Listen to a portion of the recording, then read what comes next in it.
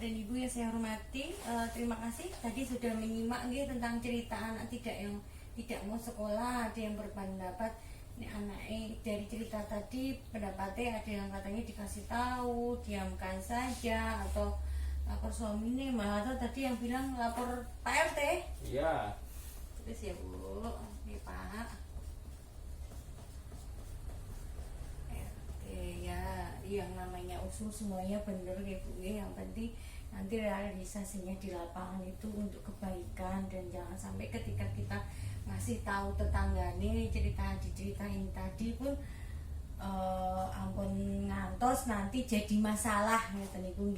Yang penting adalah bertetangganya tetap baik. Nah, terus diamkan saja ya. Kadang kalau memang orangnya susah dikasih tahu, atau nanti ketika kita karpe ape sumbang saran demi kebaikan putrane mana jadi masalah nih, kita cukup diam, itu juga solusi yang ya bisa dikatakan baik juga. Yang penting kan tapi kita sudah berusaha ngasih tahu demi kebaikan si ibu dan anaknya yang ada di cerita tadi. Lanjut, mari kita menyimak film yang pertama, yaitu tentang kisah si Aska.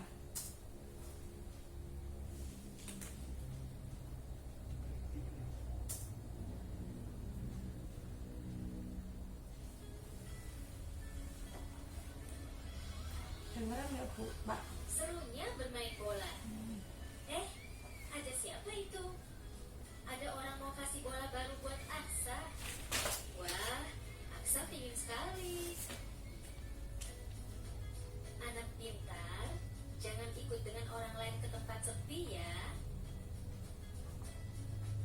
Ingat, kalau ada yang mau peluk dan cium-cium kamu, tidak boleh kalau tidak ada orang tua kita ya. Kalau ada orang yang mau pegang badan, dada, perut, dan sekitar celana, tidak boleh. Kalau ada yang memaksa, harus teriak yang keras.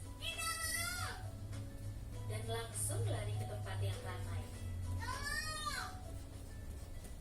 Jangan takut atau malu ya. Cepat kasih tahu orang tua atau guru yang kita sayangi. Tidak boleh ada yang memaksa kita untuk melakukan hal yang tidak kita sukai. Bahkan orang yang paling dekat sekalipun, seperti orang tua, kakak, paman, kakek, guru, teman, atau orang yang tidak kita kenal. Jika anak-anak mendapatkan perlakuan tidak menyenangkan dari siapapun, orang tua harus membawa mereka berkonsultasi dengan para ahli agar anak bisa ceria kembali. Ingat, hubungi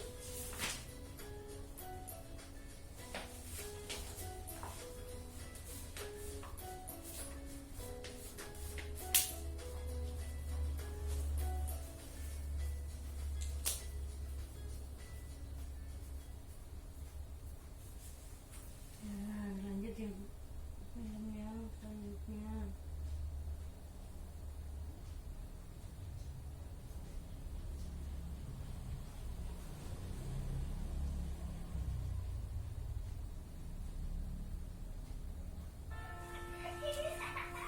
senangnya waktu bermain.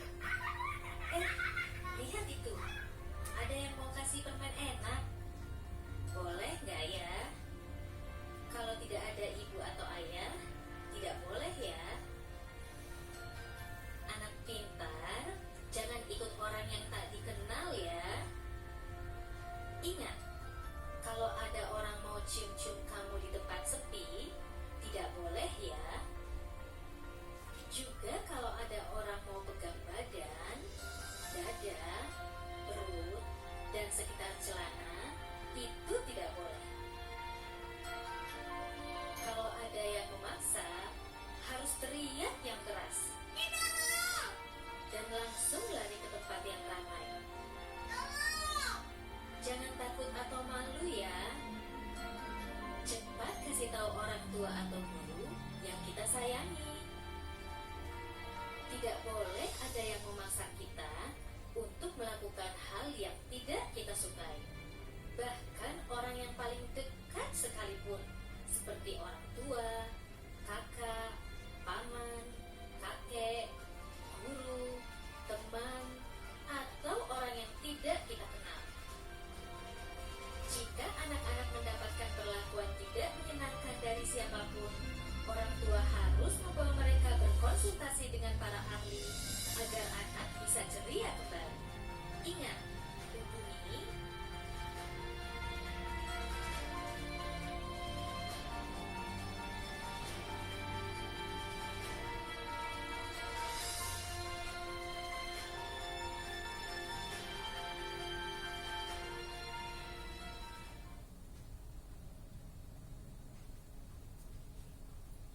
Sudah, Mbak? Pripun setelah nonton nyimak tadi yang didapat apa yang bisa diungkapkan tentang apa tadi? Kasih tahu anak, Bu. Kasih tahu anak apa? Suruh hati-hati kalau bermain. Kasih tahu anak suruh hati-hati. Apalagi Kalau ketemu orang asing, ada orang asing, jangan mau. jangan mau dikasih barang atau dipegang ya. Oh ya, kasih barang atau pegang.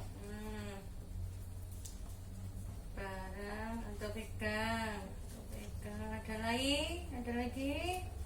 Kalau dipegang, teriak, suruh teriak. Kalau dipegang orang yang nggak dikenal ya, di bagian-bagian tertentu tadi ya, itu teriak.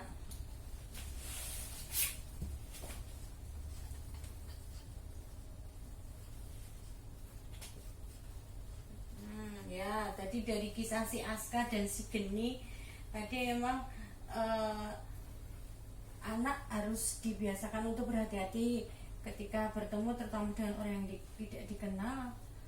Terus kemudian ada orang asing, misalnya mau pegang-pegang, ya benar itu jangan dikasih dari rumah kita sudah ngasih pemahaman.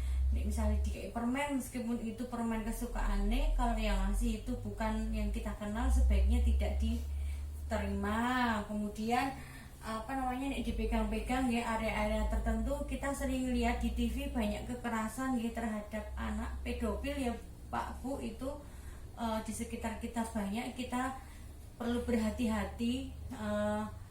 Jadi anak sudah dikasih pemahaman dari rumah bahwa bagian-bagian sensitif itu tidak boleh dipegang kecuali oleh dia sendiri atau dia sendiri ya. Kalau orang tua itu kan hanya ketika ngasih tahu aja seperti itu untuk edukasi misalnya masalah kebersihan seperti itu. Nah terus gimana cara hal-hal tersebut kenapa dihindari Pak Bu untuk menghindari pencegahan kekerasan terhadap anak di dalam keluarga dan masyarakat. Nah, cara pencegahan kekerasan di keluarga yaitu ini ada di flipchart, monggo bisa dibaca sama-sama. Ketinggal mboten nggih? Tinggal Bu. Memahami tumbuh kembang anak, menjadi pendengar yang baik, anak sebagai teman berdiskusi. Ini Bu, Pak, menjadi pendengar yang baik, orang tua itu berusaha memposisikan dirinya menjadi teman, jangan selalu merasa benar, ya, merasa dikutak-kutak terus putra putri ini. Saya juga sebagai seorang ibu, mari sama-sama belajar membantu kesulitan anak terlibat dalam kegiatan sekolah. Ini kalau anak-anak ada PR, ada tugas, mari ini dibantu. Ampun hanya sibuk dengan urusan cari uang.